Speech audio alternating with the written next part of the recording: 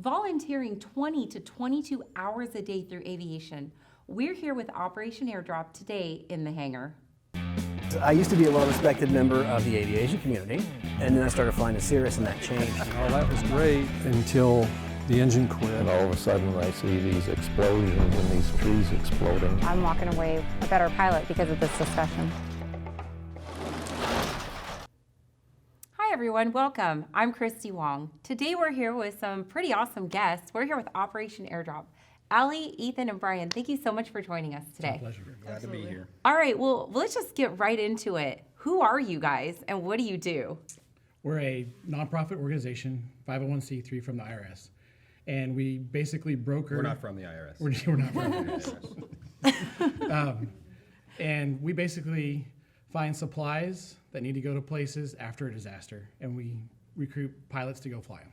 Okay, how in the world did this get started? Because I mean, it's gotten big now, but I want to know kind of the origins of Operation Airdrop. Sure.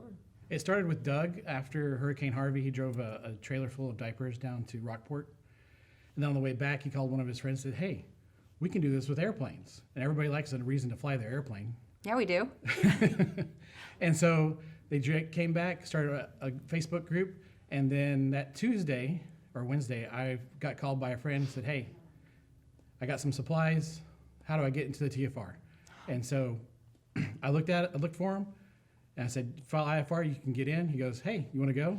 So I took the rest of the day off work, and I was on one of the first flights for Operation Airdrop. Wow, that's incredible. Yeah, I remember right after Hurricane Harvey, there was a lot of posts on Facebook, kind of a calling out there, hey guys, do you have an airplane? Do you want to fly? We have a place for you to go. And I think it was Ethan who wrote that, and I remember responding to Ethan, but I didn't know anything about how you guys were even involved. Well, that was, and that's a perfect lead-in. Really, is that point? It was totally organic. None of this was planned. We didn't plan to, we didn't exist before. All good Hurricane Ethan Harvey. stories No, go. that's not even my story. Yeah, I jumped in like day 3 probably. I think it was something like that.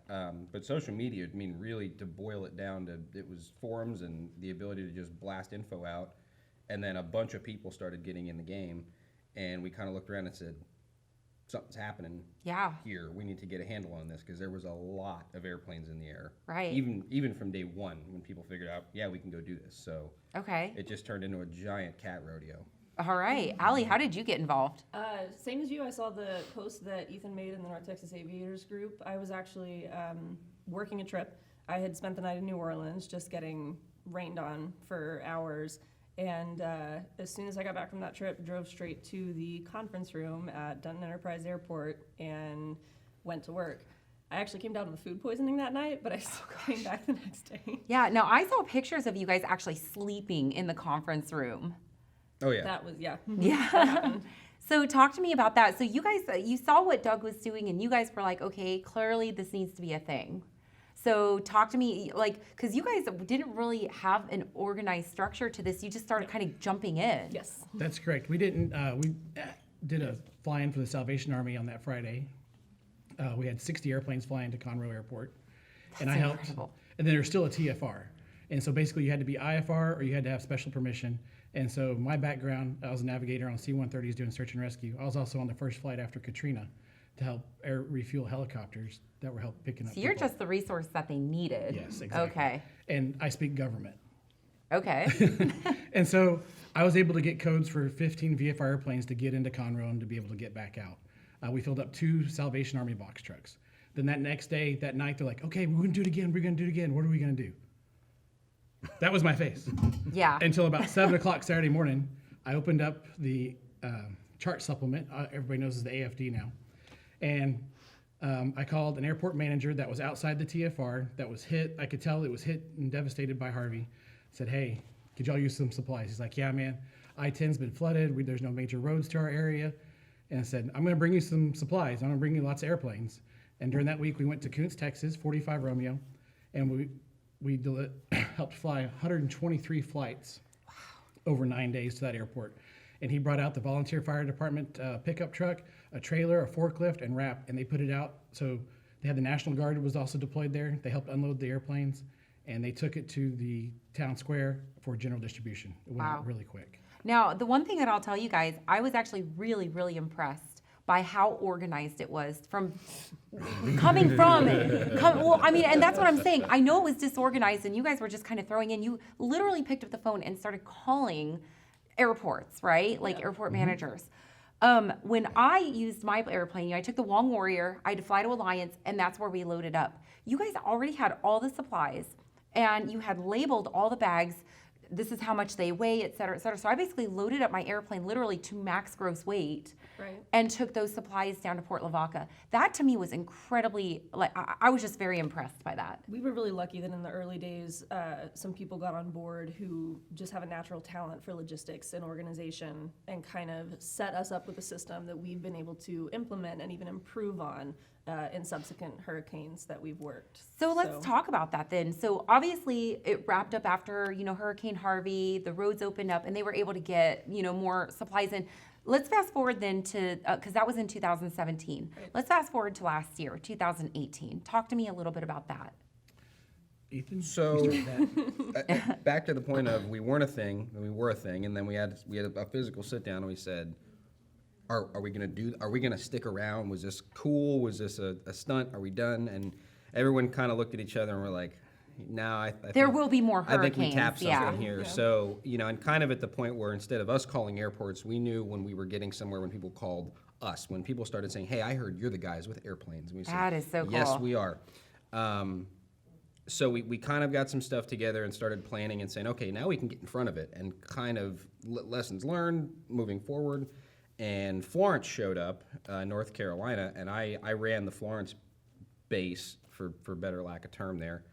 And again, we took what we learned in Harvey, and then I think we had another 2 hurricanes in between that time that were a little bit smaller and detached, but just keep reducing and reducing and reducing and figuring out an actual playbook to go, all right, we've done this 3 times now, we just open the book and go to work. Wow.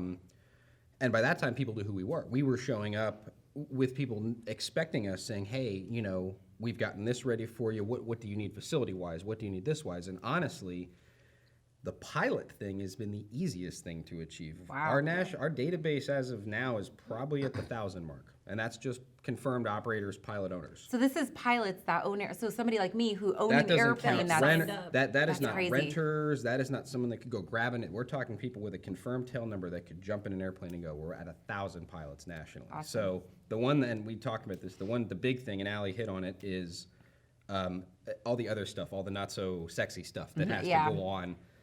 Flying missions is one part of it, but to make it for you, the pilot, to show up and be like, man, that was so seamless. It was, took, yeah. For one pilot, it took 8 to 10 other people to make that show go. So are you guys still looking for volunteers then for the back end? Always. Okay. And it's situation dependent. So as the hurricane comes up, as the tropical system starts spooling up in the Atlantic, is when we start trying to look for it. Yeah, we'll always be looking for volunteers. I know you were pretty instrumental in helping kind of call those ground troops together. I saw you using the power of Facebook Live. Yep. From the scene, we could definitely use some volunteers. I saw that over and over. And had I been in that location, I mean, you were pretty convincing. I definitely would have run out there to help you. I tried to be. There's some kind of basics with social media marketing. We're pretty good at putting out that feel good story. Hey, look at the cool things we're doing. Hey, look at the people we're helping. It's just taking that extra step and encouraging them to come in and be a part of that process themselves. We ran into a situation one morning, and this happens with us a lot, where we had a ton of planes and we had a ton of supplies, but we didn't have people to help us load those supplies onto the airplanes. Right. And that's where those ground groups came in. And so when I made that video, I encouraged people to reach out to their church networks, to their civic organizations, just those social groups that already exist and are just like general aviation, like we say all the time, just untapped resources that can be put to work doing something really good. Absolutely. So you guys gained a lot of national attention for your efforts. Were you surprised by that? Yeah. No. Well, yes and no. I was. Okay. I mean, you guys even won an award. Yeah, in 2017, I went to accept the Air Care Alliance and National Aeronautics Association Award for volunteer pilots that year. They gave it to every pilot that flew for disaster relief. Mark Baker, the president of AOPA, was supposed to speak, and then they asked me to speak for him. So that was Wow. a huge Yeah, I mean, deal you for had me. to like dress up and everything. That's a pretty big deal. So that happened in 2017, and then we're in articles all across the web. We're getting in print articles now. The word is getting out about what we do and our success. And our We had a success. few television spots with nationally syndicated networks as well. Okay. And our success has been our team that came together. It was always the right person at the right time. Me with the rescue background, and then Alex came on board with the 135 cargo background, an organization, get stuff done background with Ethan, and then Allie the next day. It just all came together, and then we just all worked as a team, and we never stepped on anybody's foot. It was absolutely That's amazing. incredible. Everything coalesced and worked perfectly together. What would you guys say is the most rewarding thing out of this experience? It's when you get connected and you take the phone call. I took a phone call from the wife of the fire chief in Maxton, North Carolina, and she was crying on the phone to me. And hearing her hopelessness affected me. And so I told her what I could do and what I could bring and what had happened. And I said, hey, we'll get this done. Within 2 hours, we were able to help retask a Kentucky Air National Guard helicopter to get there. And that day, we brought 9 airplanes to Maxton, North Carolina. Over the week, we had more airplanes go, and Ethan actually helped deliver food. We brought thousands of hot meals to that town. Wow. And 2,000. 2,000. Yep. and Wow. thousands of pounds of supplies to that town that was forgotten about because it was a suburb of a small town, only 8,000 people, and then more people from the rural area were coming there. And so when I was on the phone with her that first time, I could hear her voice change from hopelessness to hope. And then later, I haven't told a whole lot of people this, she goes, I don't know what angel brought you down, but thank you very much. That's incredible. So what can people do at this point to help with Operation Airdrop or get involved? So, to the point of earlier, we have a ton of pilots, and we're never going to turn a pilot away. So if you're a pilot with an airplane and you want to sign up, please do that. But there are so many other things. The elephant in the room. You can donate. We do PayPal stuff. You can go to OperationAirdrop.com. Is it dash? Is there a Yeah, hyphen? There's a Operation hyphen. It's dash. Operation-Airdrop.com. You can donate. There's still things we have to do, web hosting, stuff like that. It requires money. We're Right. in aviation. We know how much got to use money to make things work.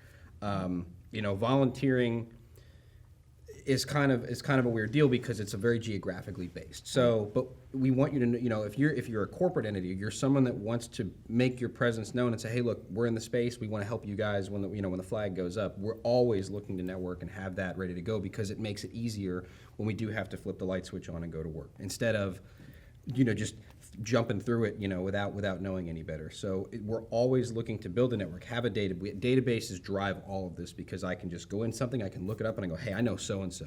So Right. always come and talk to us. We're always, we may not operate all year round, but someone is always there to take a phone call or take an email and interface with somebody. So donate. Follow us on social media, Operation Airdrop. You can Google, look it up, anything like that. Follow us and share us. Like anything that we do that impacts you in any way, share it with your networks because that's the way that we make those magical connections that the right person shows up at the right time, and it's because they saw something that their friend shared from somebody they saw post Right. it. That's how these things Yeah, happen. people have to know about you guys in order to, Right. The power of our success has been through the power of our network. And we truly are the nation's untapped strategic national resource. That's incredible. Well, thank you guys again so much for coming. Please consider supporting Operation Airdrop. There's a link in the description below. And as always, watch, subscribe, and share. Thank you for joining us today in the hangar.